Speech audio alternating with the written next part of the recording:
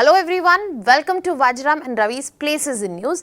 My name is Shubhangi Singh and in today's session we are going to discuss some important places that have been in news from the perspective of your exam. So first let us begin with global places. The first global place that we are going to pick up today is Fiji. Now Fiji has been in news because the infrastructure plans in order for cooperation and development are being discussed. When we are talking about Fiji, it is located in Pacific Ocean, but if you look at the given map, you will see that it is located in South Pacific Ocean. Now it is located on the east of Australia, and when we see as compared to New Zealand, northeast, it is located in Melanesia, which is part of Oceania. Now it is very close to the boundary of Melanesia and Polynesia. This is something that you can see marked. The boundaries have been marked, but it might not be very clear. So just remember it is part of Melanesia region. Another thing that we need to remember, that when we are looking at the South Pacific maritime route, then Fiji is lying on that very route, so making it strategically important as well. Now when we are talking about Fiji, let us also look into other factors such as that this is an archipelago which contains more than 300 islands and more than 500 islets. When we are talking about difference between islands and islets, you have to imagine that islet is an extremely small piece of island which is less than an acre, which has no vegetation and cannot sustain human population. Largest islands which are present on Fiji are Viti-Levu and Vanuatu-Levu, and the capital here is Suva. Now when we are talking about Fiji, mostly it is volcanic origin. Highest peak which is present, it is Mount Tomanivi, which is of altitude 1300 meters and above. Furthermore, Fiji is surrounded by extensive coral reefs. The climate there is tropical marine, and the whole economy here is based on tourism, sugar exports and fisheries, and also most importantly remittances. Fiji is significant as one of the most influential Pacific islands. It is a very important hub when we are talking about the regional diplomacy and also international organizations. Furthermore, very important role played by Fiji when we are talking about climate negotiations, because this is a very good example when we are looking at islands which are vulnerable to greatest extent when we are talking about climate change. Rich exclusive economic zones which supports fisheries, significant coral reef biodiversity and strategic location. This is all when we are talking about Fiji. Now looking at a question for you. Let me know the answer to this in the comment section. We will be moving to the next place that we are covering today, that is Lake Kariba. Now Lake Kariba has been in news because the rising waters are a hope to the communities in two countries. First one is Zambia, the other one is Zimbabwe. Now to understand this news better, first we have to look at the location of Lake Kariba. So when we look at location of Lake Kariba, it is located on the boundary of Zimbabwe and Zambia. If you see in this given map, Zambezi River is coming from here, and it is a dam based lake, man-made lake, which is situated on this river, and you can see that this is the boundary. The grey dotted line is the boundary. Lake Kariba is on the boundary of Zambia and Zimbabwe, located in southern Africa, and this was formed after the construction of Kariba Dam in 1950s. Now this is one of the world's largest man-made reservoirs when we look at it by volume. It is almost 280 kilometers in length, and it is named after local Kariba or Kariba Gorge region which is present. This is a main support to Africa's largest inland fisheries. Major fish species which are present are Kapenta. This lake is surrounded by national parks and wildlife habitats. Very important component when we are talking about Zambezi Basin and the hydrological system around. Talking about the significance, when we talk about Lake Kariba, it is a major share provider in terms of electricity to both of these countries, supports commercial fisheries, important freshwater resource, promotes tourism, boating, wildlife. So economically you can see great significance in this region. But at the same time, this is where we get to see the nexus of water, energy, food, a conflicting point. This also shows that how there is vulnerability of hydropower systems, especially to the climate change and climate variability we see. It is a great example that you can quote when we are talking about transboundary water resource and its management. Now we will be looking at a prelims question related to this particular place, waiting for your answers in the comment section. The next place that we are going to cover today is Bismarck Sea. Now Bismarck Sea has been in news because there is a new eruption, volcanic eruption that has happened there. Now when we are talking about the location of Bismarck Sea, let us see where it is placed. It is located again in southwestern Pacific Ocean. It is in the northeast. It is in the northeast of New Guinea. Now it is bordered by Bismarck Archipelago and Papua New Guinea main island. So we have this archipelago and then we have this mainland which is present. When we are talking about Bismarck Sea, we have to understand that this is a connecting point between Pacific Ocean, Solomon Sea, and this is named after German Chancellor Otto von Bismarck. Now this is a place which contains several volcanic islands, that's why the eruption, and this region is characterized by deep ocean basins and active tectonics, which gives a clear idea into how multiple volcanic islands exist here. When we talk about significance of Bismarck Sea, we get to see that it is important again from the perspective of maritime route, rich marine biodiversity, fishery resource located within Pacific Ring of Fire where we can see the effects also, and strategic significance during World War II as well. That is why the naming has been done that way. Now on this note, another question coming up for you. Let me know the answer in the comment section. Very basic simple questions just to understand that you have a fair clarity on the topic. Now the last place is among global places is going to be Cyprus. Our external affairs minister and Ukrainian counterpart, they have discussed war bilateral ties, and this discussion has happened in Cyprus. So when we are talking about Cyprus, it is an island country, you can see clearly located in eastern Mediterranean Sea. This is Mediterranean Sea, this is African continent, then we have Europe here and then Asia here. So it is a very small island. It is located in south of Turkey, west of Syria and Lebanon.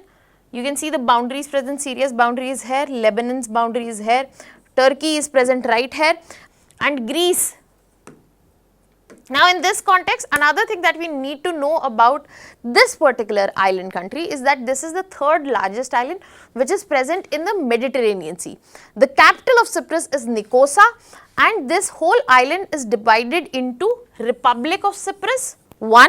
Second, there is a Turkey controlled region that is now northern Cyprus. That is why the contention between Turkey and Cyprus. So you should get an idea here that India trying to get close to Cyprus is in order to manage Turkey, which has a closer alliance with Pakistan. Cyprus is also a member of European Union, which serves as an added advantage for India. Significance, if we talk about Cyprus, located at the crossroad of not just Europe and Asia but also Africa. It is important in the eastern Mediterranean region and known for gas resources.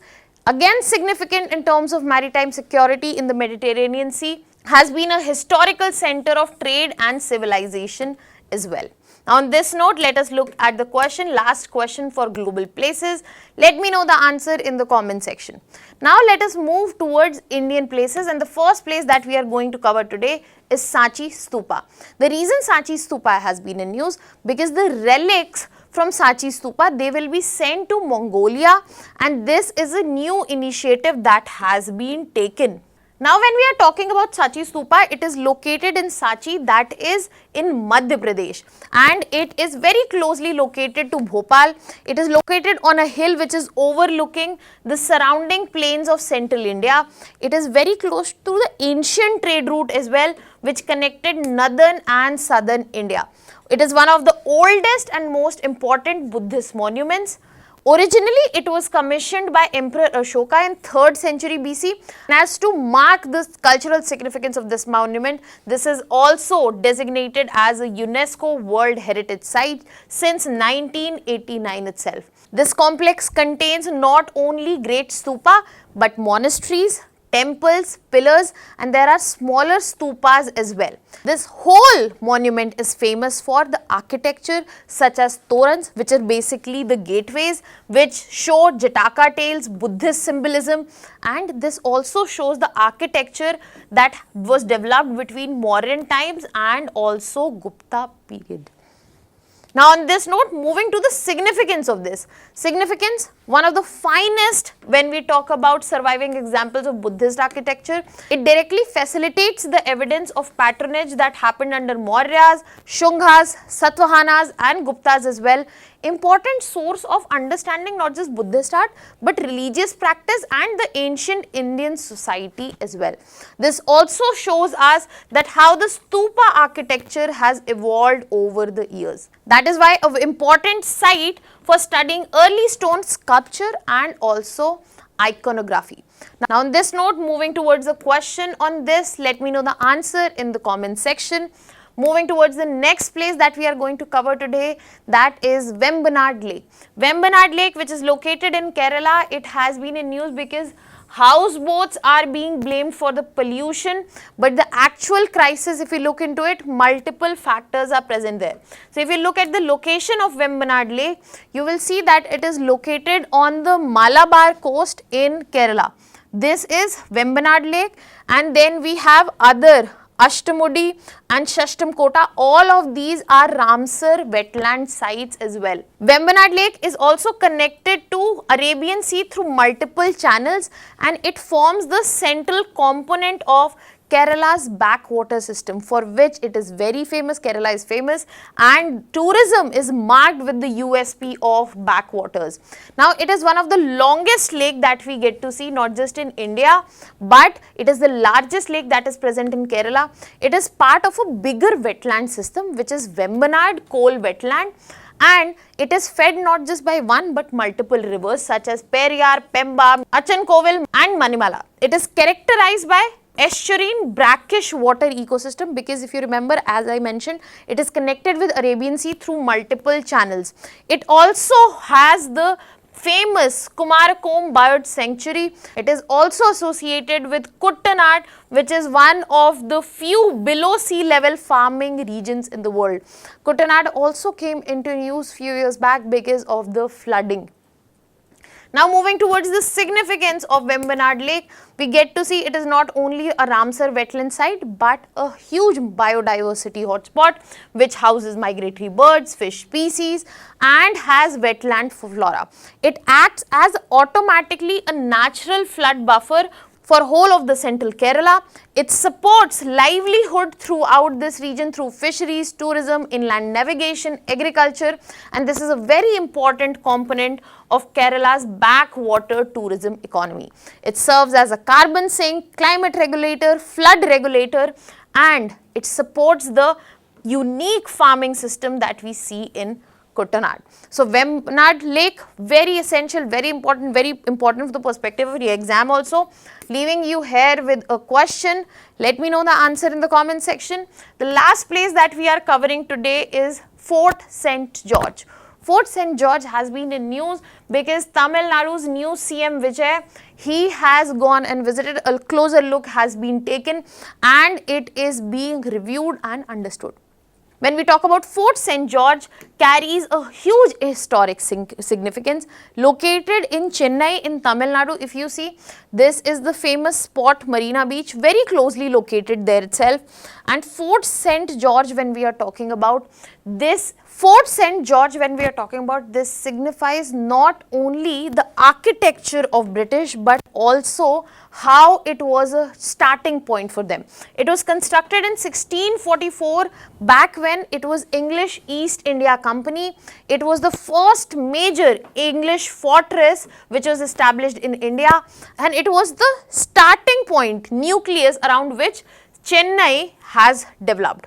It has served as the headquarters of Madras Presidency. It not only houses the fort, it has fort museum, a church and multiple administrative buildings. It is known for a pivotal role that it has played in British expansion in whole of the South India. Very important repository also of colonial records and artifacts which are present. Significance, if we talk about this place, we get to see that this is the nucleus starting point of the sustained British political influence that existed in South India. Very important location if you want to understand colonial administration, trade networks, architecture, and it was also the administrative center for British presidencies for more than 2 centuries.